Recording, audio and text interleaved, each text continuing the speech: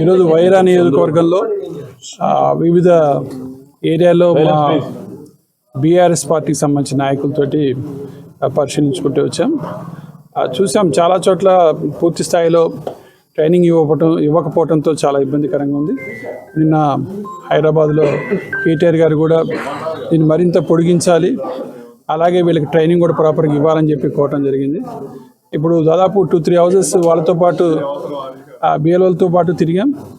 ఆంధ్రాకి సంబంధించి మైగ్రేట్ అయిన వాళ్ళు ఇప్పుడే చెప్తున్నారు, వాళ్ళ తల్లిదండ్రులు కనుక ఇంకా జీవించి ఉండనట్లయితే ఆ లింక్ అనేది దొరకట్లేదని. అట్లా ఒక్కొక్క చోట కనీసం పేరన్న చోట తల్లి పేర తండ్రి పేర ఆ ప్రింటింగ్లో కూడా ప్రాపర్గా లేకపోవడంతో ఇబ్బందికరంగా ఉంది. మరి 2002 ఎన్నికల్లో ఓటు హక్కు ఉన్న వాళ్ళని ఈజీగా మ్యాపింగ్ చేయడం అనేది జరుగుతుంది.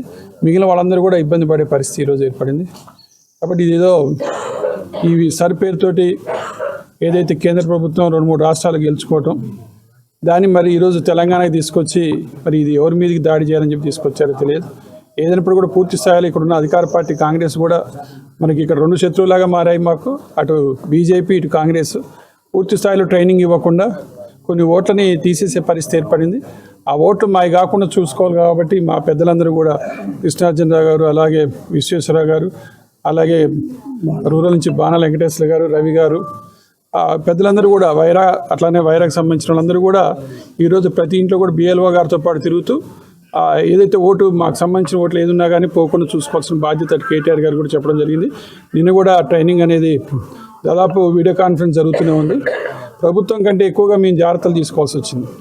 ఈరోజు 2 రకాలుగా అటు కేంద్రంగా బీజేపీ ఉండటం, ఇటు రాష్ట్రంగా కాంగ్రెస్ ఉండటంతో వీళ్ళిద్దరిని మేము తట్టుకోవటం కోసం మేము చాలా కష్టపడాల్సి వస్తుంది.